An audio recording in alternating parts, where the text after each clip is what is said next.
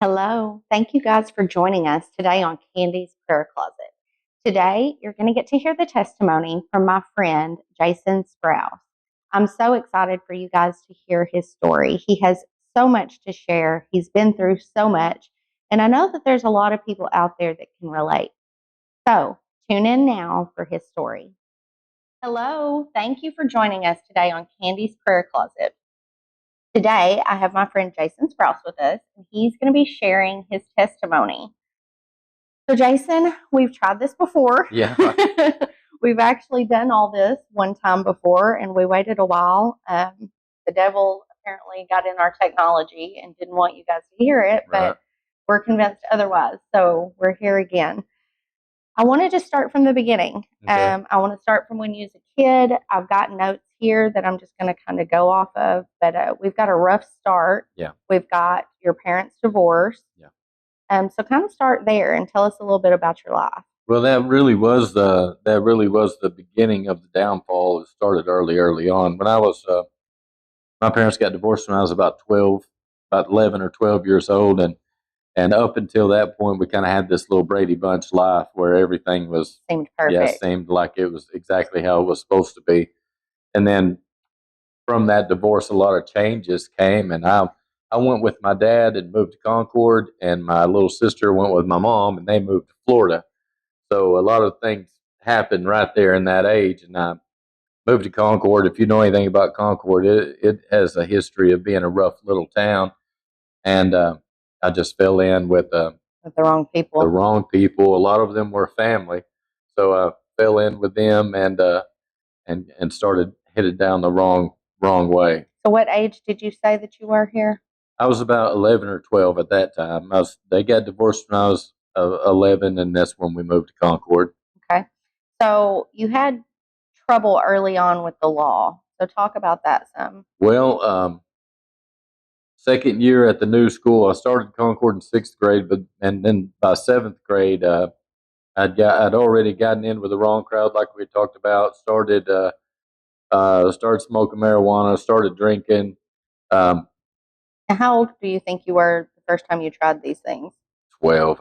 12. Yeah, I was 12, definitely 12, and we were skipping school and breaking in houses when I was 12. That's what we Yeah. were doing. We had gotten in trouble in school, and we were kind of, I guess you could say, we were suspended, and we were just acting a fool while we weren't in school, just doing Right. whatever we wanted to do, and broke into a neighbor's house. So I got a burglary and theft of property while on suspension from school, and arrested the first day back at school. So they walked me up the halls in handcuffs at 12 man. years old. Yeah, seventh grade.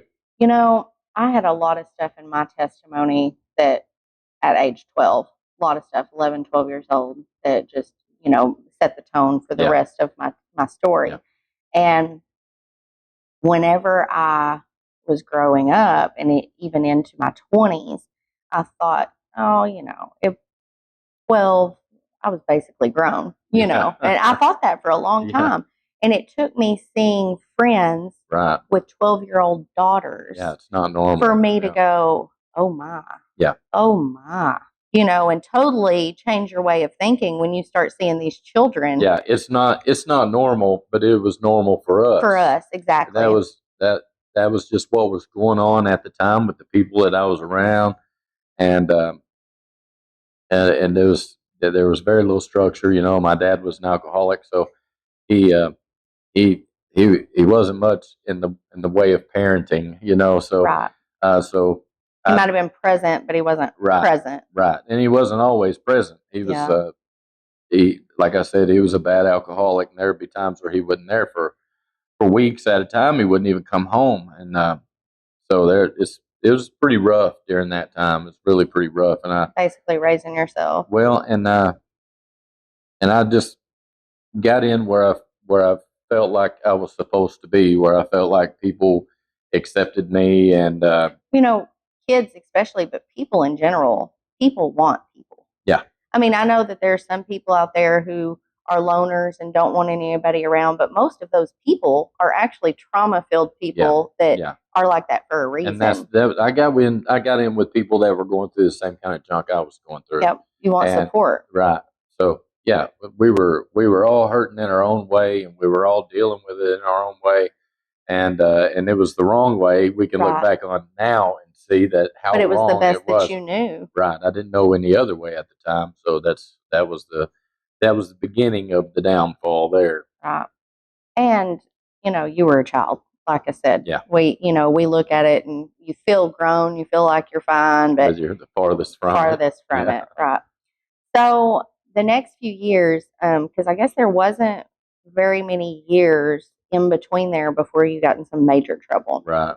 So talk about leading up to that and what happened. Well, like I said, Dad wasn't around very much, and Mom wasn't around.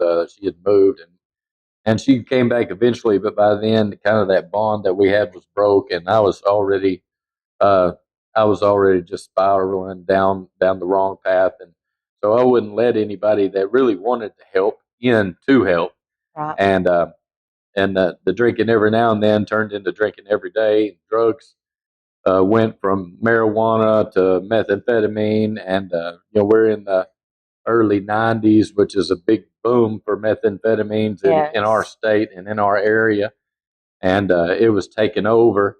How And old do you think you were the first time you tried meth? I think I was about 14 in there when I tried meth for the first time, and I ended up um, I ended up shooting a guy and killing him in Concord in 1992, and going to prison when I was 16 because I was so far out of it that I was running with that crowd. There, everybody had guns, so I had one too, And and was it just a altercate? I mean, was it it just was a it was an argument over who's going to drive home that ended up in a fist fight, and the fist fight ended up in a gunfight, mm, and it just escalated one because thing to another? yeah, You we got were alcohol, drugs right on both sides, I'm sure. around both sides, and we were both out of our minds with it, and just that the split second bad decision. Of course, there were many bad decisions leading up to it, but that one bad decision, It was life changing. life changing, sent me to prison for the next 10 calendar years for first degree murder. So at 16, I hit prison in Arkansas. I was 16 years old, and was there till I was 26. But while I'm in jail waiting to get there, Yeah, I want to talk about that. yeah, when I was in jail waiting to get there, when Mom and Dad, kind of to digress a little bit, to step back a little bit, when Mom and Dad were married, there were times um, where they they knew the Lord. They both knew the Lord. They both wanted to live for the Lord. And when they were attempting to do that, we were in church every time the doors were open. So there Right. were years at a time in my childhood where I You was were in in church. church, right? So I'd heard the gospel. I had memorized verses. I mean, the whole thing. They were legitimately serious about living for the Lord, and so I'd heard the gospel when I went to jail. Um, I mean, first degree murder is a pretty serious charge. It didn't really Yeah. get much more serious than that, and there's a death penalty involved in that kind of a charge. And I honestly thought, the middle of an election year, and Yeah, you're going to uh, be an the example. bad kid from the bad town, and I was going to be an example. And there, I thought, the death penalty is on the table, and I'm going to stand before God, and Mm. I can't do it. I can't do it with this. And a jail minister came in, and and uh, and and showed me how to be saved from the Bible. And his name was Bill Good. He was an old man then, and he's not around anymore. But he's probably in his 80s. But Wow. his ministry was to come sit down at a picnic table in the jail cell with guys and just share the gospel And with them. because of him. And he came in. Thank God for him. He came in and he shared the gospel with me. It didn't matter what I was in for. It didn't matter how young I was. It didn't matter what was going to happen next. He was just doing what God called him to do, and he shared the gospel with me, and I got saved in a jail cell in Mm. 1992, October 6th, 1992. And Wow. Born so, again. yeah, born again. Praise the Lord. And I want to touch on, you said that you knew there's a possibility you was fixing to go meet the Lord. yeah, And it takes so many people for something drastic, some life altering, Right. either the end of the road with illness or somebody you love taken from something just Yeah. big happening in your life to say, I need him. Right. And, for people who's listening to this, you don't have to wait on that Yeah. moment. Please don't wait on that And moment. you're gonna, that's like Billy's story. He lost his wife in an ATV accident. I don't know if you knew that, but, he'll tell people, like, don't wait, because that moment for you will come. It might not be in the same form, Right. but God will break you to that. Don't wait for that. Exactly. To accept him before you go And through something that's like probably that. one of my deepest regrets. If I would say, I would probably admit that is my deepest regret, is that it came to that before I got saved. I Right. wish that I would have. We've got kids in my church, kids in the church that got saved at a young age, 6, 7, 8 years old, And their even. life looks different. And that's so. I wish that I could have had that kind of testimony. It would have been so much better to have that kind of testimony, to never have went out into the world and never have lived in sin like that, and never have done some of the things I've done, and that, there's deep regrets there. But Well, there's a lot of heartache and pain and stuff that goes with that right, story. yeah, those definitely is. They're definitely not only for my family, but for their family, of course. There's nobody wins from a situation like that. Nobody wins at all, and it was so useless. It was such a Right. it was such Didn't a even have a good a wasn't good even, reason. yeah, there wasn't even what I would consider a reason. It was ridiculous. It was sin and rebellion and being under the influence of the devil, being under the influence of the drugs and alcohol. Immature, Immature, young. exactly. A million reasons. But it would have been so nice if I could have been saved as a child. Yeah. And never had to go through that. But I did go through that. And Now God's using it though. and the Lord has used it and continues to use it, I believe. But getting saved in that jail, I'd like to tell you that was, well, that's what everything got better. Yeah, but it's not. But that's not You how. had 10 years to do. Right. I had 10 years to do in prison on a 25-year sentence. I was eligible for parole after 6 and got 4-year denials. And so I did 10 calendars in prison. But the first couple of years, I was still reading my Bible, still trying to be a Christian in the middle of a Awful horrible, prison. horrible place. And it just didn't go very well. It didn't go very well. I made some mistakes. I didn't. I let my flesh get to me. I let my pride get to me, and I quit reading my Bible, quit spending time in prayer, quit going to the chapel, quit doing a lot of those things. And by the time I got out of prison in 2002, you honestly, you could not have looked at my life and thought that I'd ever been saved and that I'd ever been a child of God. Well, we didn't talk about this before, but the Lord just laid it on my heart to make sure that we do talk about it. I think mostly for people not who've been incarcerated, but that are dealing with family who have been incarcerated. I think it's easy for us sometimes to think, well, they've been away for however long, they should be able to get out and start over. You know what I'm saying? Like we get in our head, because I've never been incarcerated. Right. That, well, they've been away from their old buddies. They've been away from that life. Well, not really. That life is in there. Yeah, They're right in the middle of it. It's most definitely in And there. it's not for somebody who does come out of prison and change their life immediately and stuff. That's wonderful and it happens, but they need a lot of support and a lot of mental change back into. Yeah, it's not easy. Here. Yeah. It's not easy. And I remember times after when I did get out of prison, I paroled to my dad's house, and I was in Hopewell, just above Heber Springs. And I paroled to his house. I'd never been there before. I mean, 10 years have passed. He's moved 3 times Everything's since then. changed. Everything's changed.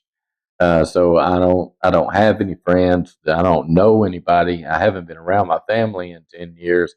And It's man, all foreign. I remember sitting on the porch with my Plus, head in you're my not hands. even, you're a man now. Yeah, That's it's a totally different, like you left a boy and you come back a man. Yeah, that's a completely different experience in itself, because I didn't have much training in that. Yeah. In those teenage years when you're learning how to Be a you're man. learning how to pay bills, and you're learning how to take care of your finances, and you're learning how to do things, learning life skills that are going to turn into your career and things like that. I was in prison working in a bakery or Right. working in a field, or not something that was really easy for me to transfer over into this life. And I remember not knowing what I was going to do. I remember wishing that I could go back to prison without hurting somebody to get there, Wow. Just because because it was easier. that's what I knew. That's what I Hmm. knew at that point.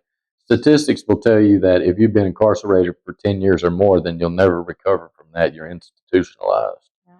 So because your mindset, it's become your life. Yeah. It's become what you know, it's what you're used to, it's what you expect. And then I got out. Yeah. Now So what? yeah, now what? So it it didn't take long for me to turn back to what I knew from before. But now I'm an adult, so I could go to bars, There was and no it was stipulations on what you could and couldn't do. socially acceptable for people to Right. drink. And then I don't. Most people that don't know addiction don't understand, but it alcohol doesn't have to be your drug of choice to lead you quickly to your drug Yeah. of choice. A couple of drinks, and then your thoughts are impaired, your decision making is impaired, and then you're well on your way to whatever it was that you were before. So hitting on that on impaired, there was a message. We were talking about Brother Jerry earlier, and he preached a message one time, and I don't remember the name of the message or anything, but I've got the little spot marked in my Bible, and it was talking about being sober minded, And the question I wrote out beside it, which was, from him, was, what is altering your mind? Mm. Sober doesn't necessarily mean Right. drugs, alcohol. Like Yes. that's what we think. Yes. To be clear What headed. is Yeah. altering our thought process? What is changing the way we think? Well, I did a small testimony on it. I didn't go in deep or anything, but I did a small testimony on music. Hmm. That is something that as a Christian I had to turn off. Yeah. Because it was altering my mind. Right. It was altering where I went in my mind. It was altering Definitely. what I thought, where I was with the Lord, everything. Like I had to turn it off. And that may sound crazy, like, Candy, it's just music. Like, what's It the makes big deal? perfect sense. Yeah. Yeah. It makes perfect sense. People, places, and things um, need to change because they'll affect your Yes. sobriety, and that you can you can be sober from a substance, but not be sober minded. Yes. There's a big difference, and I could be in that prison for 10 years and be, if I choose to, be without drugs or alcohol, but my mind's still in a bad place. Yep. My mind is still on That life. that life, and not knowing any other life. So yeah. Well, and talk too about when it's the only life when you're not in that life, it's lonely. Yeah. And that's one thing that pushes a lot of people back to that old life is because they try to get out and they're lonely. Yeah. That's all they know, so they go back. Well, after years and years of imprisonment, I mean, you get used to it. Everybody knows you Mhm. because you've been there so long, Right. and so they've seen you in the halls every day for years on end, and you move up in your job, and you move up in the class, and you can make a little life for yourself, Kind of become or somebody. right, or a name for yourself, be well known in there, and then when you come back out here, you're just another guy. Nobody. Yeah. I'm a 26-year-old guy living with his dad on parole, so it's a whole different I was ball here, game. and Yeah. somehow I managed to get out Exactly. and Yeah. be here. Exactly. And it's kind of like that. So it was getting out of prison was a bit of a crash for me. It was a bit of a crash, and dealing with all those changes, it just led me in the wrong direction. And of course, then you run into people that you knew before you went to prison, Right. and that's where Sydney came along. My oldest daughter, she came along, ran into her mother, and and she ended up pregnant with Sydney, and that relationship went bad immediately. But now there's a child involved. It's a Right. lot of stress, a lot of stuff going on at that time, and I made some bad decisions. But So you're back in a backslidden state. right, You're back in addiction. yeah. Right. Um, you went to jail again at some point. Well, I went to jail several times actually during that time frame. I went back to jail before I had ever even gotten off parole, and had assault charges while I was on parole. I had DWIs while I was on parole, and So now this time though, is this the last jail? the the last the last time I went to jail was February 27th of 2015. So Um, talk about that. well, there 2015. So several years have passed from the time that I got out in 2002. Several years had gone by. Three DWIs had happened at that time. Public intox a couple of times. Then I'd lost everything.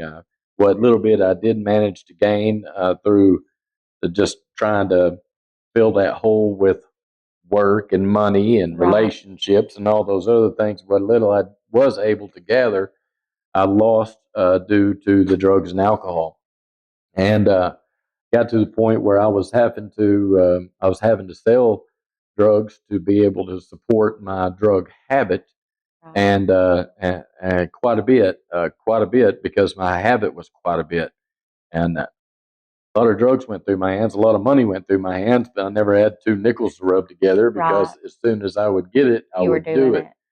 So in 2015, February 27th, 2015, after a 3-year investigation in 5 different counties, they they did a roundup, and my name was on the list. So they had sent an undercover in and take pictures of me selling drugs. I had two delivery of controlled substance charges, methamphetamines, and then when they came to serve the warrants, I had a pretty sizable amount of methamphetamines on me. So I ended up catching that day. I caught 5 charges that Wow. day. On parole. No, I wasn't Oh, on you had parole. got Yeah, off I got paper. off parole by then, but still, 5 charges, the equivalent of 66 years Yeah. jail time if I had been convicted on everything and had to serve all of that. So um, here I am in jail again. Yeah. Um, at this time, I'm 38, and I've already spent overall, if you add everything up, about 14 years in jail through the prison time, through Yeah. the DWIs, and all the other things, non-payment of fines, all the stuff that goes along with it. I spent about 14 years in jail at this point, and here I'm looking at 66-year sentence in jail, over double what my Right. sentence was in the 90s, and I just couldn't do it. I was saved.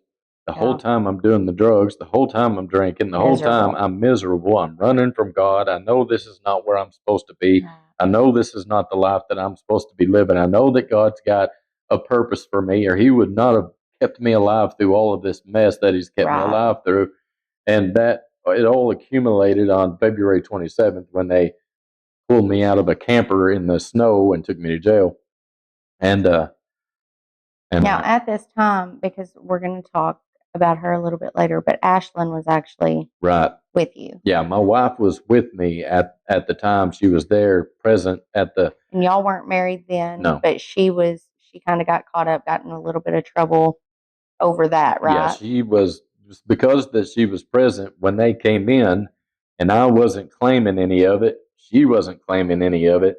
They charged us both with the drugs, so she ended up with possession charges as well, which were later, of course, Dismissed. they're dismissed, and she's got nothing on her record at all. No, she's never even had a speeding ticket, Yeah. But yeah, when I February 27th, sitting in jail, looking at all this stuff all over again, and knowing that there's a better life out there because I've experienced the peace of the Lord. I've experienced joy in my heart, even in the darkest of places. I've experienced the light, Right. and So I kind of, I wouldn't say made a deal with God, but I asked God to give me one last chance, if you Yeah. will, and I felt it immediately in my heart when I asked the Lord for that He would give me another Yeah. chance, and This wasn't the end of the road. this wasn't the end of the road. I didn't know what was going to happen. Yeah. I didn't Amen. know what was going to happen. I had no idea what was going to happen from that point. But my goodness, did He come through? So you get out of jail and you, I want to talk, there's an important person, Samson, Yeah, right? Is that his yeah, name? Samson Yep. Goodwin. Yeah, And he played a major part in your story. So he did. talk about the things that happened after you got out of jail.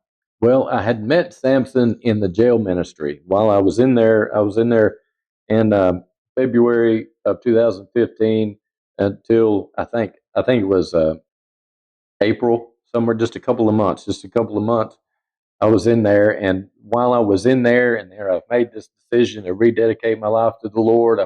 I'm studying my Bible. I'm spending time in prayer. I'm all You're day, trying. every day. I'm trying to get back to the place spiritually where I once was early on. And Samson was coming in as a jail minister. So once again, a jail minister makes a Mhm. difference in my life. So Samson's coming in, and this dude, if you know Samson Goodwin, he is on fire for the Lord. He's got joy in his heart. He's got a smile on his face. He's grounded in the Word of God, well grounded. He knows the Word, and he's coming in there and he's preaching and he's teaching. And I'd said to myself, if I'm going to do this, I got to do this the way Samson's doing this. Yeah. I've got to find out how to get on fire and stay on fire like he is. So I get out of jail, and late on a Saturday night, I bond out of jail, get bonded out of jail. Surprisingly, had no idea that was going to happen. Um, uh, the dope lady bonded me out of jail, thinking Wow. that I was going to go back to work for her Yeah. and just make that bond money back. And she bonded me out. I didn't have any say so in it. She bonded me out. You're Right. free to You're go, out. Sprouse. Yeah. You're out. And I told her in the car, I was on the way home. I said, I'm not going back. I'm not going back. She's like, okay, Yeah. yeah, you just rest up a couple of days, and we'll get something figured out. She's thinking that I'm going to go back into that way of life. I stayed up all that night praying that nobody would come to her house, Yeah. because I don't know that I've got the strength To not. to turn it down if Yeah. it did show up, to fight off that temptation. As soon as the first light broke, I'm kicking rocks down a dirt road, getting away from her house, and she lived on the same road that my mom lived on. And so I started walking in that direction, and it's by this time now it's Sunday morning. So I I end up on the step of my mom's church on Sunday morning, and still wearing the clothes I bonded out of jail in, Yeah. and wrinkled up, been wadded up in a trash bag for 2 or 3 months. And I go in, sit down, have church with my mom. She didn't even know I was out of jail, and that was Sunday morning. But by Sunday night, I had charged up the battery on my Jeep and put some gas in it, and drove it over to the church that Samson goes to, because I said to myself, if I'm going to do Gotta it, be like I've got to Samson. do it like Samson is. Mm. And that was Mount Pleasant Missionary Baptist Church in Clay, Amen. Arkansas. And you talk about they welcomed me with open arms. It didn't matter that I had hair down to my waist. I had tongue rings, earrings. I'm covered in tattoos, and when Samson was like, this guy was in the jail and he came to And he church. probably couldn't believe you actually showed Right. Yeah. up. He said that nobody does that. He Yeah. said it. So they were praising the Lord for me being there. And I'm like, this is the strangest thing I've ever been a part of in It my sounds life. like I can relate to that with Billy because, Billy goes to the jail every Sunday Yeah. and preaches at Independence County. Yeah. And, he used to go to the rehab a lot and stuff. And so when somebody does show Yeah. It's a up, big it's deal. like, It's a big yeah, like, deal. hey, he was at the jail. He came. Yeah, He that's what like, you're praying for. That's yes, what you're going for. That's what you're that's the hoping to see. purpose. That's the whole purpose. And I came over there, not really expecting it to be what it was, but they just threw And we're down. They so were, happy you yeah, were so there. happy, and they were praising the Lord. they made us feel, and me and Ashlyn, they made us feel so welcome. And I've stayed at that church a very long time and made lifelong friends from that church. Samson and I still friends and still close. But Samson made a difference in my life. Um, And he after went the extra mile. he did, even after of course, being excited that I went to church with him. I'm still, I didn't have anywhere to go when I got out of jail. I still live in a camper, and I'd moved the camper to a little better place. I moved it over into my mom's backyard, and she's temporarily, on a trial basis, going to trust, Right. to let's see how this works out. And it wasn't working out. And she had her doubts about me. I had said I was going to do right a million times before, and so there was friction there. And anyway, it boiled down to I'm going to have to move. I can't stay in her yard, and I'm going to church still over there. And this is just a couple 3 weeks later. I'm going to church over there every time the doors are open, and I'm in the altar and I'm praying about it. And Samson's in the altar with me, and we're praying about it. And I guess the Lord touched him and touched his wife, Jessica, and they talked about it and came back to me and said, "What if we went over there and hooked onto that camper and pulled it over here?" I said, "Well, it would probably save my life." And so he did that. He hooked my camper and pulled it over to Pangburn, a town I'd really never even been in. Because, with you saying, like, you probably saved my life, like, people who's not lived in addiction or not lived close with it, they don't understand that Yeah. when every door is shutting, Yeah. you go back to Yeah, what you know. You go back to what you know, That's which was exactly right. easy. Right. And I like that you say that, things are getting hard. Like, you Yeah. were trying to do right and it wasn't helping. Right. Nothing was changing. Exactly. So he made the difference. He did. He did make the difference. I had a job. I'd got a job at a lumber yard. I was working at a lumber yard during the daytime, but they could only hire somebody part time. So my money's not right. I've got fines to pay in 5 different counties. My daughter, my oldest daughter, my only daughter at that time, Sydney, is in foster care.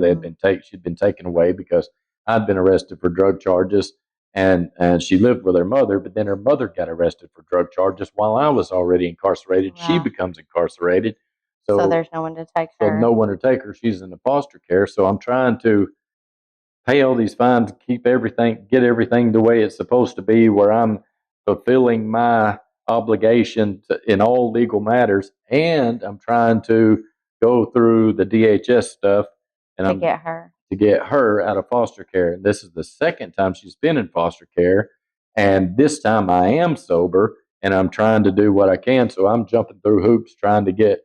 So he came along right at the right time with that offer, because it he put me up in a place. He had a building on his property that had heat and air and water, and it was a workshop for his wife, and and he let us stay there.